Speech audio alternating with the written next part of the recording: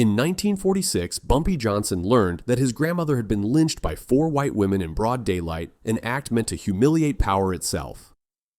9 hours later, 4 bodies appeared sealed in trash bags, and Harlem felt the shock as contracts froze and the Mafia went silent. When the law disappears, why does real power move faster and quieter?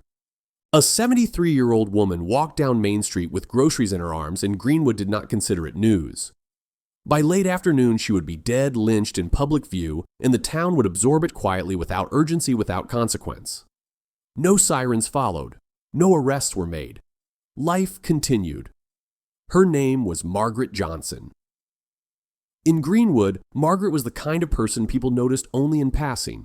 An elderly black woman, careful steps, eyes forward. She spoke softly and kept to a routine shaped by decades of learning what drew attention and what kept you alive. She did not attend meetings. She did not argue in public. She did not file complaints. There were no police records tied to her name, no court documents, no newspaper clippings. On paper, she barely existed. That absence was deliberate. Margaret had lived in Greenwood her entire life, long enough to see buildings change hands and laws change language while the rules beneath remained the same. She understood the town's rhythms, the hours when streets emptied the corners where people watched too closely, the moments when it was safer to keep moving than to stand still. She was not political. She was not confrontational. Longevity in Greenwood depended on restraint. That Thursday afternoon followed a routine she knew well. She left her home with a short list, bread, milk, eggs items chosen because they were light enough to carry and affordable enough to justify. It was the kind of errand finished without thought, the kind that never becomes a story unless something interrupts it. To anyone watching, Margaret Johnson was simply trying to get home before the heat settled. What Greenwood did not see, and what never appeared in any local record, was the history Margaret carried quietly for decades. Years earlier, after her daughter died, young Margaret took in her grandson. She raised him in a small southern house with rules shaped by necessity: control your temper, keep your word, and understand which lines cannot be crossed without consequence. She taught him discipline before the streets did. She taught him patience before impatience became profitable. And she taught him loyalty before power ever tested it. That grandson would later be known as Bumpy Johnson. In New York, his name would come to mean leverage. It would stop conversations and settle disputes without signatures or witnesses. But in Margaret's house, there was no legend attached to him. There was only the boy she corrected when he spoke too quickly, the child she fed when money was thin, the young man she warned when shortcuts carried hidden costs. Margaret never followed him north. Greenwood was her boundary. It was where she understood the dangers, even if it never truly protected her. Visits came twice a year. Help arrived every month. She did not ask where the money came from or how it was earned. Love did not require explanations. Survival did not allow curiosity. People who remembered Margaret later used the same words to describe her: quiet, proper, careful. She did not raise her voice in public. She did not draw lines that invited confrontation. That was not weakness. It was experience earned over a lifetime in a town where attention could turn deadly without warning. That experience is what made what happened next so difficult to reconcile. Margaret Johnson had done everything expected of her. She stayed in her lane. She kept her routine. She avoided conflict. She did not provoke or challenge anyone. And still her life would intersect with violence that did not care about age, caution, or compliance. As she walked down Main Street that afternoon, groceries held close, Margaret was not thinking about power or consequences. She was thinking about getting home, about nothing at all. Greenwood had taught her that if you moved quietly, the town would let you pass. Most days that rule held. What Greenwood never calculated, what no local file ever bothered to note, was that Margaret Johnson stood at the edge of a different kind of boundary. Not one enforced by police or courts, but one guarded by memory, loyalty, and a man for whom family was the only line that mattered. By the time Margaret turned toward the alley behind the shops, Greenwood still believed this was an ordinary afternoon. It would be the last time the town made that assumption. The family relationship referenced here does not appear in local public records, but it is consistently recalled in community memory and later accounts. The collision itself was small, so minor that most people on Main Street barely registered it at first. Margaret Johnson's shoulder brushed a white woman's arm as they passed near the storefronts, a momentary misalignment of space and timing. The grocery bag shifted. An egg cracked inside the paper. Margaret stopped immediately. "I'm sorry, ma'am," she said, her voice calm and practiced. "I didn't see you." It was the kind of apology Greenwood had trained her to deliver. Quick, respectful, non-confrontational. The language of survival spoken without hesitation. The woman did not accept it. She stepped back loud enough to draw eyes from both sides of the street. Her reaction was immediate and theatrical, as if the moment had been waiting for her. "You touched me," she said, her voice rising. "You don't touch white women." Heads turned. Conversations stopped. The street slowed. Margaret apologized again. She lowered her gaze. She explained briefly, carefully, that it had been an accident. She was old. Her eyesight wasn't what it used to be. She meant no disrespect. The words were chosen precisely shaped by decades of knowing which explanations were safest. They didn't matter. The woman's response wasn't about the collision anymore. It was about visibility, about reminding everyone within earshot where lines were drawn and who enforced them. She spoke louder now, inviting witnesses. "This is what happens when they forget their place," she said, not addressing Margaret so much as the street itself. 3 other white women stepped closer. They hadn't been part of the collision, but they understood the signal. They formed a loose semicircle, closing space, narrowing Margaret's options. Their expressions were calm, almost curious. This was not confusion, it was participation. Margaret stood still, groceries held close, trying to make herself smaller. She apologized again, softer this time, hoping the performance would end if she didn't respond to it. But the performance was the point. One of the women repeated the accusation louder. Another added a detail that hadn't happened. Hands were raised not to strike but to gesture to command attention. Voices overlapped. The language shifted from complaint to declaration. This was no longer about a bump on the sidewalk. It was about control. People gathered without moving closer. Shopkeepers stood in doorways. Customers paused mid-transaction. A few black pedestrians slowed, then stopped altogether, careful not to step into the wrong frame of the scene. Everyone understood what was unfolding. No one intervened. Margaret tried once more. "Please," she said. "I'm just trying to get home." The words landed without effect. The women spoke over her now, describing what they said had happened, rewriting the moment in real time. The street listened. The crowd absorbed the version being offered, not because it was accurate, but because accuracy had never been the standard. Volume was. Someone laughed. It was brief and nervous, but it traveled. The moment hardened. The women moved closer again, and the space around Margaret disappeared. This was how it happened in Greenwood, not with a whistle or a uniform, not with paperwork or procedure, with sound, with witnesses who knew better than to interfere, with a performance that told the town exactly what would and would not be tolerated. Margaret did not raise her voice. She did not argue. She did not run. She stood where she was, waiting for the noise to pass, believing, because she had survived long enough to believe it, that if she complied, the moment would lose interest. It didn't. The women exchanged looks. One of them nodded toward the narrow gap between buildings just off the street. It wasn't a command spoken aloud, but it didn't need to be. The movement was subtle and decisive. The crowd watched without reacting. A man near the curb shifted his weight, then looked away. A woman across the street turned her head and pretended to examine a dress in the window. The sound of the street returned in pieces. Footsteps, a car door, a bell over a shop entrance layered over a silence that mattered more. Margaret took a half step back. Then another. She was still apologizing, still trying to de-escalate, still speaking the language Greenwood had taught her.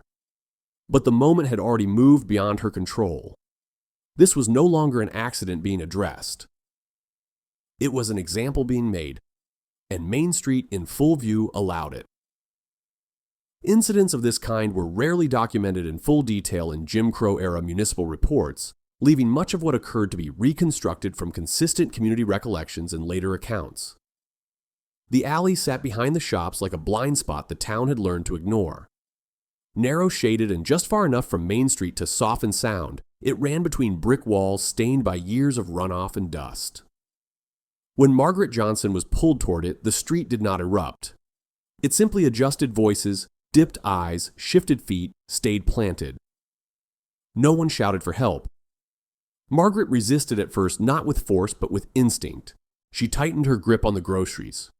She tried to turn back toward the open sidewalk. The women's hands closed in firm and practiced guiding rather than dragging. It looked controlled. That mattered. Control made it easier for the crowd to pretend this wasn't violence yet. Inside the alley, the air changed. The noise from Main Street thinned to fragments, footsteps, a door closing a distant engine. Margaret's shoes scraped the ground as she stumbled. One bag tore. Milk spilled across the dirt. An egg broke. She apologized again reflexively, even as the words lost their place in the moment. Thomas Washington heard the commotion before he saw it. He worked nearby and had stepped outside to catch air when the sound reached him, raised voices, then a sharp impact that didn't belong to conversation. When he looked down the alley, he froze. Margaret was on the ground. She was older than his mother, smaller than she appeared from the street. The women stood over her, their movements quick and decisive. There was no shouting now, no performance. This was the part that didn't require an audience. Thomas took a step forward. Then he stopped. He knew the rules. Everyone did. A black man intervening in a confrontation like this didn't just risk his own life. It risked his family's, his job, his future. Greenwood enforced those lessons without needing to explain them. Thomas stood where he was, hands at his sides, watching, knowing that moving closer would not save Margaret and would likely add another body to the alley. The beating came in bursts. Slaps first, then kicks. Margaret tried to curl inward to protect her head. Her cane skidded across the ground out of reach. She cried out once, then again. The sound carried briefly before the alley swallowed it. Someone said they needed to finish it. One of the women turned and moved back toward the street. Her pace was brisk but unhurried. She returned minutes later with rope. Not hidden, not improvised. Something that had been fetched because it was expected. Thomas watched her pass the coil visible in her hands. She didn't look at him. She didn't need to. Margaret was barely conscious by then. Her breathing was shallow. She tried to speak but couldn't form words. The women lifted her not gently, not violently, just enough to move her toward the far end of the alley where an old tree leaned close enough to the wall to offer a branch. No one intervened. From Main Street, the alley looked quiet, ordinary. The women worked quickly now. The rope went up. A loop was formed. There were no speeches, no hesitation. What had started as a public display had become a private certainty. Thomas turned his head away at the last moment. When he looked back, it was over. Margaret Johnson was dead before 3 o'clock. The women stepped back and surveyed the alley. One of them wiped her hands on her skirt. Another laughed short, sharp, and gone. They didn't linger. They didn't hide what they had done. They simply walked back toward Main Street and rejoined the afternoon as if nothing had occurred. The alley emptied. The rope stayed. Thomas remained where he was for a long moment, unable to move. He would later describe the silence as heavier than the noise had been. The kind of silence that settles when a line has been crossed and everyone knows it. By the time anyone returned to the alley, the street had already decided how this would be handled. Quietly, locally, without paperwork. Margaret Johnson's death did not stop commerce. Shops stayed open. Conversations resumed. Greenwood absorbed the violence the way it had absorbed others by refusing to acknowledge it fully. But for Thomas Washington, the afternoon did not end there. He had seen enough to know that what happened in the alley would never be answered by the town itself. And he knew something else too. Something Margaret had mentioned once in passing months earlier. A name. A connection. A grandson who lived far away in a city where power did not wait for permission. Thomas would act on that knowledge before the day was over. No complete forensic report exists. The sequence described here has been reconstructed from consistent witness recollections and later accounts. Thomas Washington did not run. He did not shout. He did not draw attention to himself. When the women walked back toward Main Street and the alley fell quiet, he waited just long enough for the town to settle into its chosen silence. Greenwood had already decided what kind of afternoon this would be. He stepped away from the alley without looking back. Thomas knew better than to call the police. Everyone did. In Greenwood, the police did not arrive to restore order after moments like this. They arrived to formalize it. A call would create a record. A record would invite questions. Questions would circle back to the caller. And callers rarely came out intact. So Thomas walked. He moved quickly but not hurried, keeping his head down, choosing side streets that kept him out of view. The heat pressed down, thick and unmoving. His hand shook as he crossed Cedar Street and turned toward the black-owned barbershop 2 blocks away, a place where conversations stopped when unfamiliar faces entered and resumed only when the door closed again. Inside, the air smelled of talc and hair oil. 2 chairs were occupied. A radio murmured in the background. When Thomas asked to use the phone, no one questioned him. They didn't need to. The look on his face explained enough. The phone sat behind the counter, heavy and black, its cord coiled tight. Thomas lifted the receiver and listened for the line. He didn't dial the local operator. He didn't dial city offices. He asked for a long-distance connection to New York. The request alone felt dangerous. Long-distance calls weren't common. They left traces. They took time. Thomas stood still as the connection passed through operators and exchanges, each click stretching the distance between Greenwood and the place he was trying to reach. He kept his voice low. He didn't use names until he had to. When someone finally answered, Thomas spoke quickly. He explained what he had seen. The collision. The alley. The rope. He did not editorialize. He did not dramatize. He listed facts because facts were harder to dismiss. Then he gave the names. 4 white women. He read them slowly, carefully, making sure none were lost to the static on the line. Wives of men Greenwood respected. Women who had walked back onto Main Street and resumed their afternoon as if nothing had happened. The voice on the other end did not interrupt him. When Thomas finished, there was a pause long enough to make him wonder if the line had gone dead. Then the voice spoke again, calm and measured. Thomas was told to stay where he was. Not to speak to anyone else, not to leave the phone. Someone would call him back. The receiver went silent. Thomas set it down and waited. Minutes passed. The barbershop emptied. Someone locked the door and flipped the sign. Thomas sat alone with the phone, his thoughts racing ahead of what he had just done. He had crossed a line, not one drawn by Greenwood, but one drawn by necessity. He knew that if nothing happened next, the alley would remain the town's answer. The phone rang.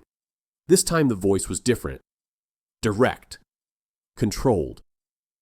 Thomas was asked to repeat the names. He did. He was asked to confirm the time. He did. He was asked if anyone else had intervened. He told the truth. The voice acknowledged him once. Then it said nothing more. Thomas hung up and sat back in the chair, his shirt damp with sweat. He had not called the police.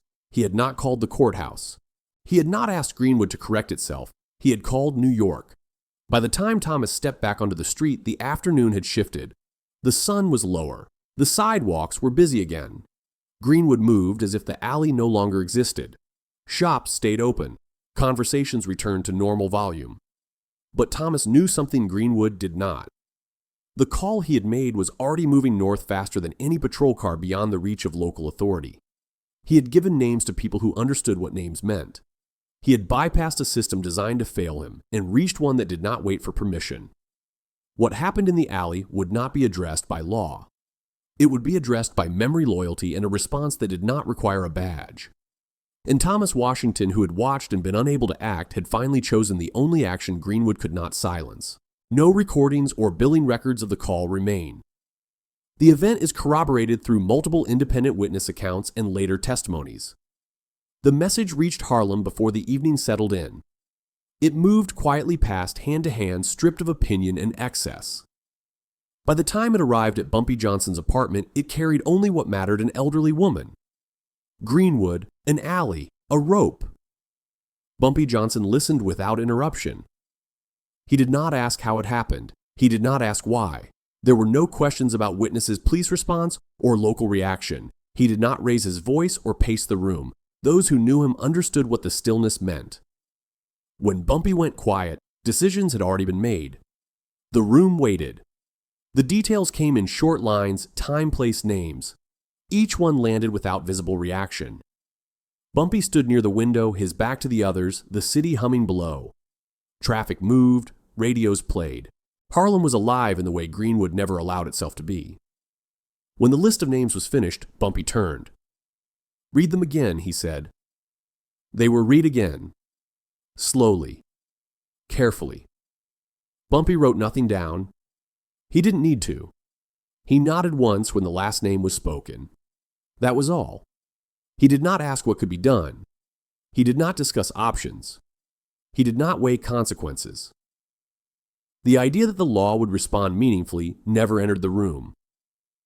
Greenwood had already answered that question. Bumpy's voice stayed level. Before sunrise, he said, "Not as a suggestion, as a deadline." Someone began to speak about distance, about timing, about how fast things could realistically move. Bumpy raised a hand. The explanation stopped mid-sentence. "I don't care how," he said. "I care when." The instruction was brief. There would be no speeches, no warnings, no intermediaries. He did not want noise. He wanted finality.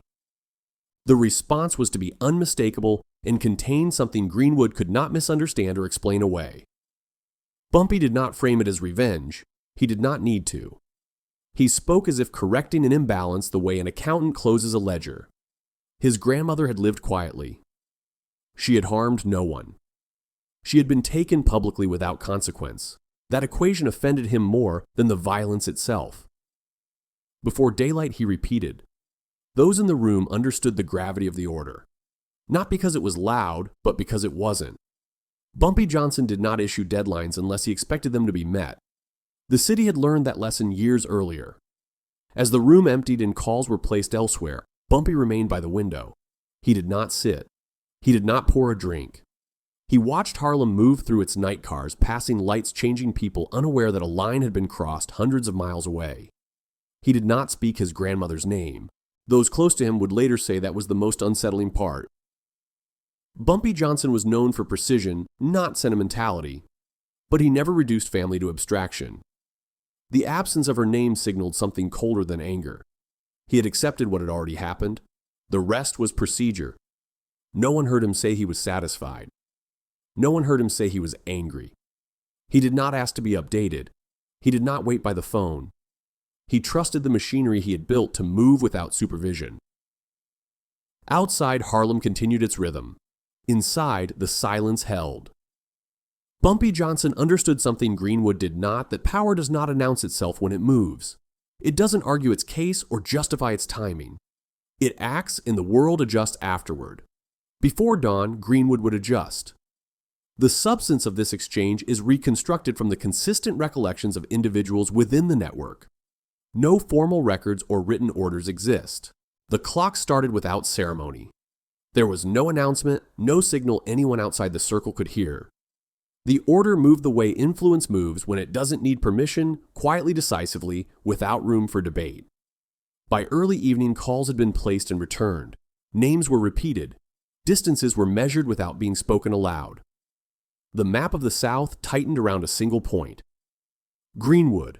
What followed was not frantic. It was precise. The urgency came from certainty, not panic.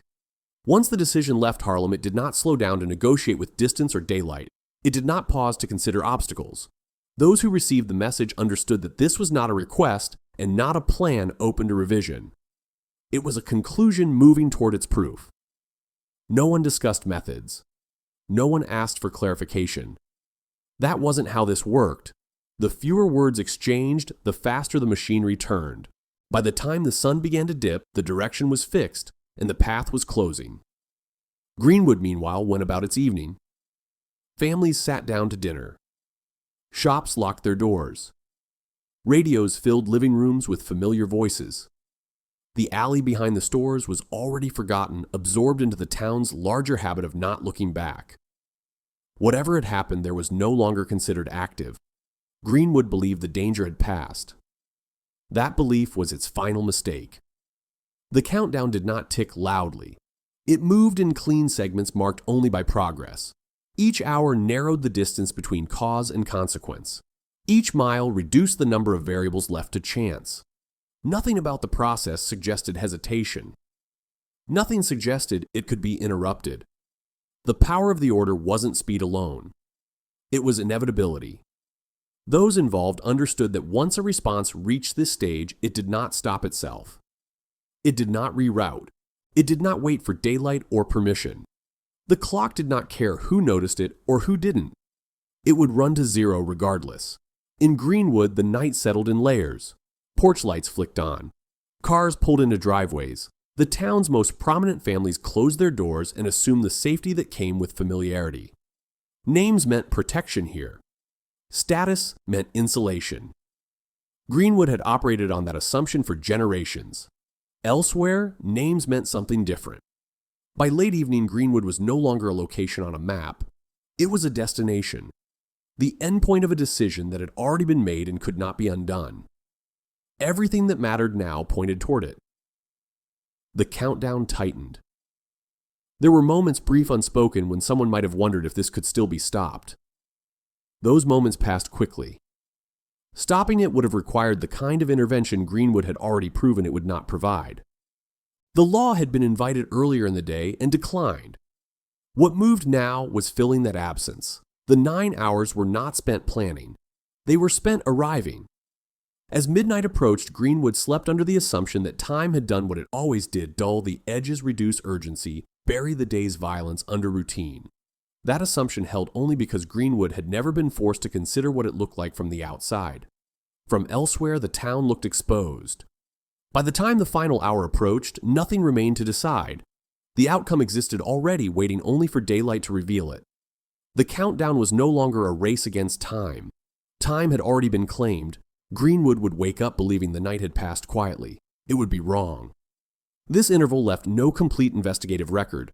What is known is inferred from observable outcomes and the consistent sequence of events that followed. Greenwood went to sleep without realizing anything had changed. Porch lights came on one by one. Radios dimmed. Doors were locked out of habit, not fear. The town settled into the quiet confidence that came from familiarity. Neighbors known by name routines repeated danger assumed to belong elsewhere. Nothing in the air suggested urgency. Nothing suggested pursuit. That was the first sign investigators would later note. 4 women disappeared that night and no one heard it happen. There were no gunshots, no screams, no shattered glass, no sirens racing down residential streets. No neighbors called the sheriff to report anything unusual. Greenwood slept through the absence as easily as it had slept through the violence earlier that afternoon. Each home closed itself in. Curtains drawn, lamps switched off. The kind of stillness that passes for safety when nothing interrupts it. In the early hours, husbands returned from work or rolled over in bed, assuming routine explained everything. A light left on meant someone was still awake. A darkened room meant someone had turned in early. The town's logic remained intact because nothing challenged it. The women did not vanish together. There was no pattern visible from the outside. No single location drew attention. The absence arrived quietly separated by streets and minutes, indistinguishable from ordinary domestic movement. Greenwood was used to people stepping out at odd hours. It was used to explanations that never required verification. What made the night notable was not what happened, but what didn't. No alarm was triggered, no call reached the sheriff's desk, no patrol car changed its route. The absence of noise became its own kind of evidence, though no one recognized it yet. In a town accustomed to spectacle when authority asserted itself, the quiet was total. By midnight, Greenwood had crossed the point where intervention might have mattered. By then, the night had already chosen its direction. Later, investigators would examine the hours between dusk and dawn and find almost nothing to document. No reports filed, no neighbors interviewed who recalled raised voices, no physical signs of forced entry, no disruptions that suggested struggle or panic. The night left no fingerprints. That absence was not accidental. What unfolded did not announce itself because it did not need to. It moved through spaces already assumed to be safe, relying on that assumption to pass unnoticed. The power behind it understood something Greenwood had never needed to learn, that the loudest actions invite response, but the quiet ones often arrive fully formed. By the time the town stirred again, the night was already over. Morning would bring discovery, but not clarity. Confusion would follow, not answers. Greenwood would ask how something so severe could happen without leaving a trace. That question would linger unanswered because it misunderstood the nature of what had occurred. This was not chaos. It was not impulse. It was not a crime committed in anger or haste. It was an operation defined by restraint. The lack of sound, the lack of resistance, the lack of interruption, those were not oversights. They were the result. Each silence removed a reason for anyone to act. Each uninterrupted hour reduced the chance of reversal. By the time daylight returned, the night had already done its work. Greenwood woke believing it had slept through another ordinary evening. Only later would the town understand what that quiet had cost. The absence of audible or visible disturbance is one reason later, investigators ruled out a spontaneous or unplanned act, focusing instead on the deliberate nature of the events.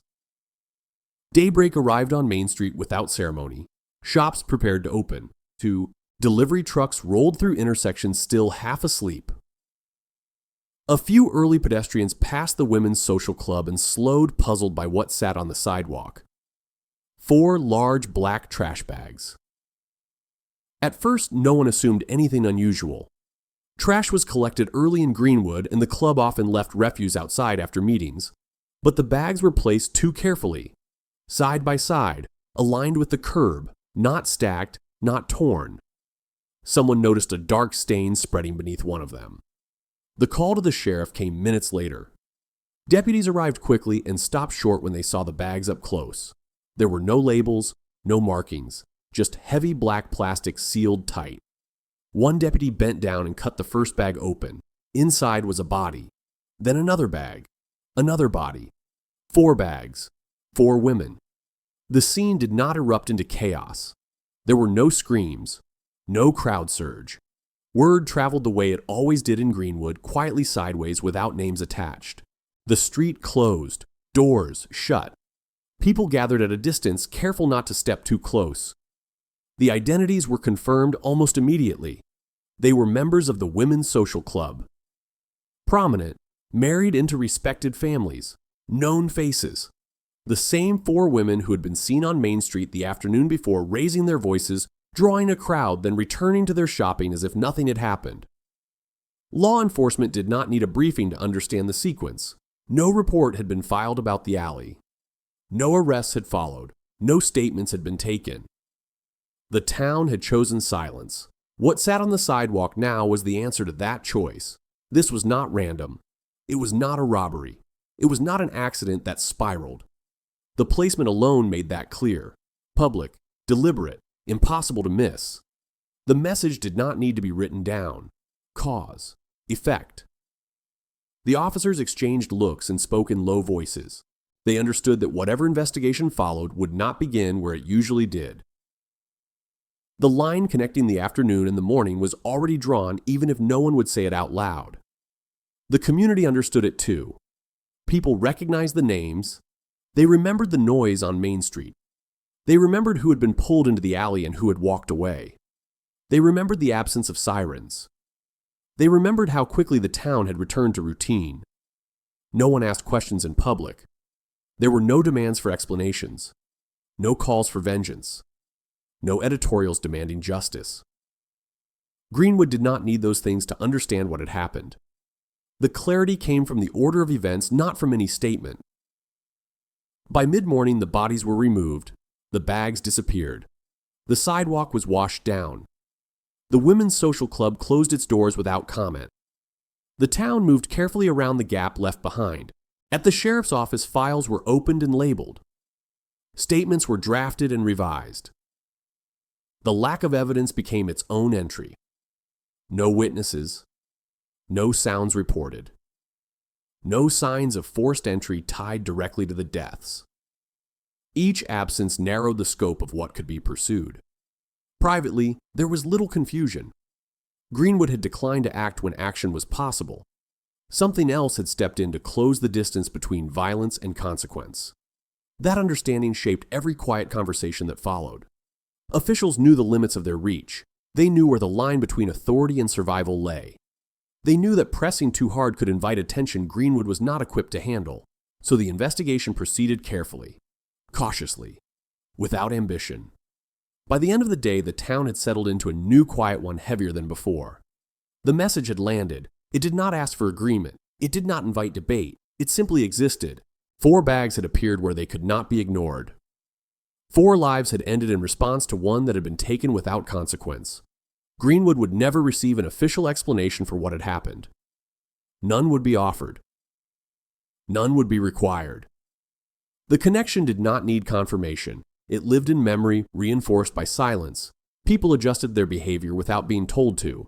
Voices lowered. Lines were respected. Certain assumptions were retired quietly. The Women's Social Club would reopen weeks later. Main Street would return to normal. But the morning Greenwood found 4 bodies in trash bags marked the end of something the town had relied on for generations, the belief that violence could be selective, public, and unanswered. After that day, Greenwood understood that silence could travel in both directions. No official statement ever explained motive. The connection was inferred from the sequence and proximity of events rather than any formal declaration. The federal presence arrived quietly and left the same way. There was no announcement, no press conference, no ribbon of authority stretched across Main Street. A pair of unfamiliar cars appeared near the sheriff's office. 2 men asked questions without writing much down. They stayed long enough to understand the shape of what had happened and not long enough to challenge it. The visit did not last a full day. Those who spoke with them later would remember the tone more than the words. Calm, measured, professional. Not curious in the way investigators usually are when they believe a case can be solved. Curious in the way someone confirms what cannot be changed. The questions came in sequence. What time were the bodies discovered? Who found them? Were there witnesses? Had there been reports the day before? Each answer narrowed the field until there was nothing left to widen it again. No suspects emerged, no evidence surfaced, no contradictions appeared strong enough to pursue. And then came the advice. It was not delivered as an order. It did not need to be. The suggestion arrived wrapped in concern for safety, for stability, for the town itself. Pushing further, they said, would not produce results. Digging deeper would not uncover a trail worth following. There were cases where the absence of evidence meant exactly what it appeared to mean. This was one of them. No memo recorded the recommendation. No directive was signed. The men left behind no paper that could be requested later. Their guidance existed only in conversation repeated quietly, then absorbed. At the local level, the effect was immediate. The investigation slowed. Leads were reviewed and set aside. Interviews were shortened. Questions that might have opened new avenues were never asked.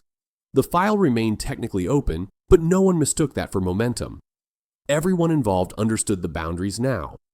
The logic was simple. Greenwood had not acted when it could have. The response that followed had arrived fully formed, without warning and without leaving a trail. Whatever organization had made that possible did not require recognition to be effective. Drawing attention to it would not restore order. It would invite scrutiny Greenwood was not prepared to endure. So the case was handled the way difficult cases often are. It was allowed to settle. Publicly, nothing changed. There were no statements explaining motive. No theories floated to test public reaction. The deaths were recorded. The dates were noted. The circumstances were described in neutral language that avoided connecting one event to the next. Privately, the connection was understood. The 4 women had not died randomly. They had not been caught in a robbery or a dispute gone wrong. Their deaths followed a sequence that required no interpretation for those who lived through it. Afternoon violence, evening silence, morning consequence. That order spoke for itself. Greenwood did not need a verdict to adjust its behavior. It did not need a courtroom to recalibrate its sense of risk. The town learned in the way communities often do, through example rather than explanation. Voices lowered on Main Street. Public confrontations became rarer. Certain lines were no longer crossed casually. The assumption that status insulated people from consequence was retired quietly without ceremony. The alley behind the shops was cleaned. The tree remained. Life continued, but not unchanged. The sheriff's office filed its reports and moved on. The federal agents did not return. No new evidence appeared months later. No confession surfaced years afterward. The case faded from conversation without ever being resolved on paper. That absence became the resolution. People outside Greenwood would later ask how something so severe could end without answers. The question misunderstood the nature of what had occurred. Answers had been delivered already, just not by the institutions designed to record them. The law had been present when it mattered and declined to intervene. What followed operated by different rules. By closing the file quietly, Greenwood acknowledged that reality without naming it. The town chose survival over certainty, stability over truth. It was not a moral decision, it was a practical one. The file was never reopened. No official explanation was offered. None was requested. The events were allowed to harden into memory rather than testimony. The silence held because it benefited everyone who remained, and that more than any document explained why the case ended where it did. Greenwood learned what happened when violence went unanswered and what happened when it didn't. After that summer, the town did not become safer. It became more careful. The law stayed on the books. The behavior changed. The decision to close the matter was never formalized in writing, but multiple independent sources later confirmed it occurred outside the official record. There was no trial in Greenwood, no verdict, no sentence entered into any court record. One death was allowed to disappear. 4 others were placed where no one could ignore them. The message required no explanation, no signatures, no announcements. It moved through memory instead of law. The file closed not because the truth was unclear, but because it was understood well enough to change behavior. Greenwood did not argue. It adjusted. No law changed in Greenwood. Only behavior did. If this case stayed with you, subscribe to keep opening the files that never reached a courtroom. And tell us this: when the law stays silent, should justice wait? Or does power decide first? In communities where the law fails to respond in time, collective memory often becomes the only remaining form of deterrence.